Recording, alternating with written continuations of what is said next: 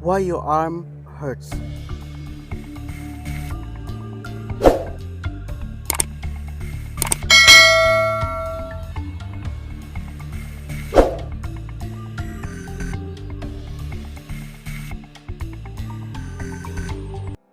Heart attack. Arm or shoulder pain can be a sign, especially if you also have pain or pressure in the center of your chest and shortness of breath.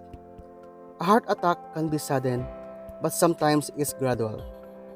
The feeling might last a few minutes, or stop and return. Your stomach, jaw, back, or neck also might hurt. You could also get sick to your stomach, lightheaded, and clammy with sweat. Call your doctor or visit a nearest hospital if you notice these symptoms. Carpal tunnel syndrome.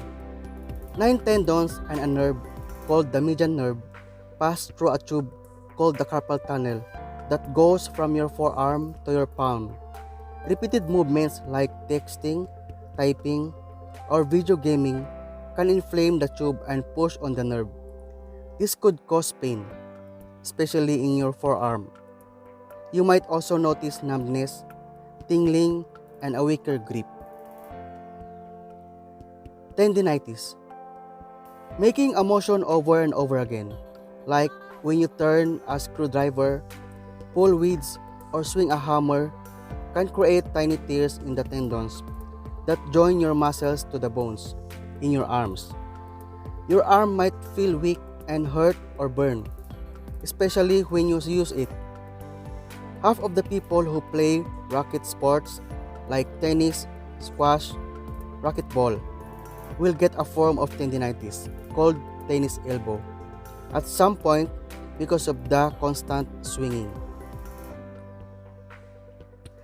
Sprain. A fall or a hit can tear a ligament, the tissue that connects the bones within a joint. This might happen at your wrist, elbow, or shoulder. It may be swollen, bruised, and hard to use. Treat it with a privation of rice for the first 2 days. Rice stands for rest, lie down, ice, like use cold packs 20 minutes at a time, compression, wrap a band-aid around the area for support, and E for elevation, raise the hurt area above your nose if possible. Give it a couple of months to fully heal, but see a doctor if you have extreme pain or swelling or your joint has a weird shape. Strain. You might fall, pull, or tear muscles of tendons in your arm. It typically happens when you overextend a joint like your elbow, wrist, or shoulder. Treat with rice for the first 48 hours. Especially exercises, physical therapy can help if it's still painful after a couple of weeks. Take it easy for about 2 months to give the injury a chance to heal. Dislocation. A sudden hit or fall can separate two bones at the joint, often around your wrist or shoulder. The shape of the area might look strange and become swollen, numb, and painful. Sometimes it damages tendons, ligaments, or nerves. Your doctor may push the bones to put them back in place. After that, rest, ice, and physical therapy will help you heal. You may need surgery in rare cases. Medication can ease pain and swelling, but visit your doctor if you feel this feeling in your body. Stress fractures. Though it's much more common in your legs, repeated motions like hitting or throwing a tennis ball or basketball can make tiny cracks in the bones of your arms. Pain is often worse when you do the activity that caused it. Rest for 6 to 8 weeks to give it a chance to heal. If you don't, you might create more serious damage that's harder to treat. Broken bone. When a bone cracks or breaks completely in two, you could have serious pain, swelling, and bruising. Older patients might fracture an arm, falling from a standing height. Falls and collisions in sports and car accidents are more likely causes when you're younger. Your doctor will try to get your bone straight again and then keep it still with a cast so it can heal.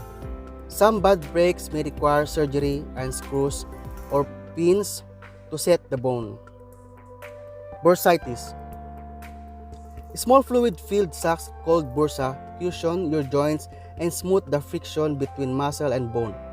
You can irritate them. Often if you make the same motion over and over, like lifting boxes or throwing a baseball, once inflamed.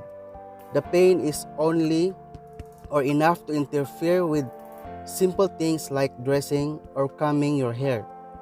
The shoulder is the most common spot, but it might happen in your elbow, wrist, or anywhere else bones meet. Impingement. The rotator cuff muscle sits between two bones, the shoulder blade and upper arm. Injury or overuse, especially in sports, can inflame it. Then, when you lift your arm, the shoulder blade pushes or impinges on the muscles, tendons, and bursa around it. This often causes pain and tenderness, especially in the front of your shoulder. Rest and icing are important. Anti-inflammatory meds and physical therapy can help too. But visit your doctor if you feel this in your body. Herniated disc. Jelly-filled cushions or discs separate the small bones or the vertebrae of your spine. A disc herniates when jelly leaks out through a tear. This substance can push on nerves and causes pain, numbness, or weakness. It's typically a neck disc if you feel it in your shoulder or arm.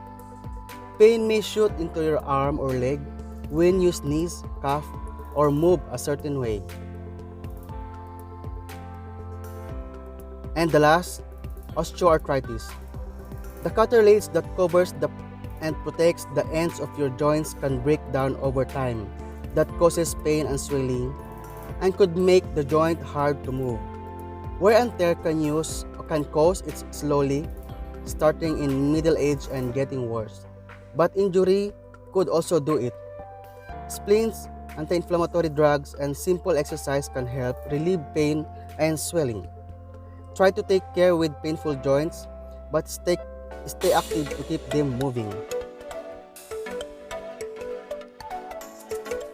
But overall, visit your doctors or nearest hospital if you feel these signs and symptoms on your body. Thank you so much and God bless.